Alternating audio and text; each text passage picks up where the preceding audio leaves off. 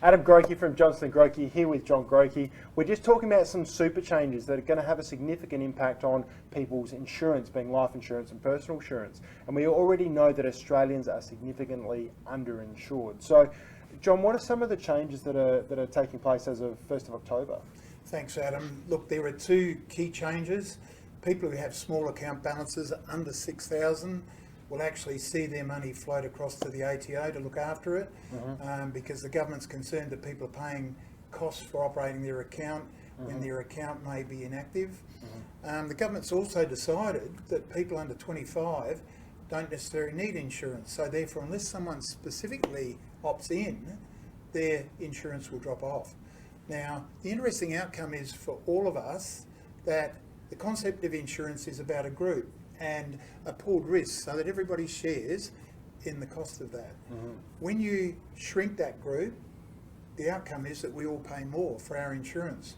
We know here, even in our firm, with our group scheme, that people are actually paying now, after this change on the 1st of October, 30% more in cost for their personal insurance. Oh, wow. So it's going to have a significant impact. So we've already got an underinsurance problem. So Australians are underinsured at the moment from a life insurance and personal insurance perspective. We're not talking cars and general insurance.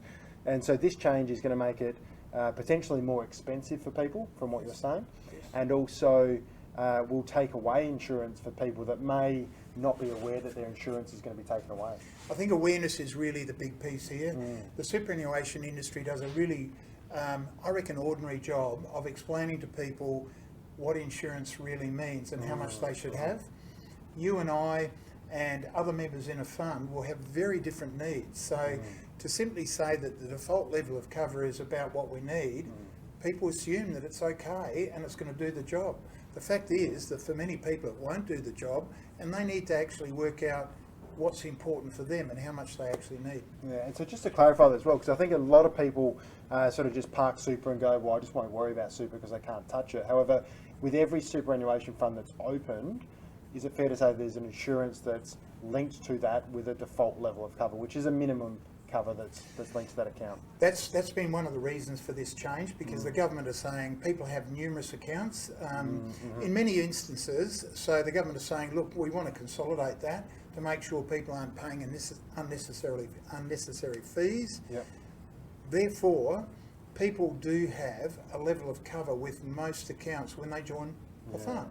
So it's actually understanding how much you've got, how much you need, and then actually rationalising that to make sure it fits your purpose. Absolutely. Look, it's something that everyone needs, especially if you've got dependents and if you've got debt.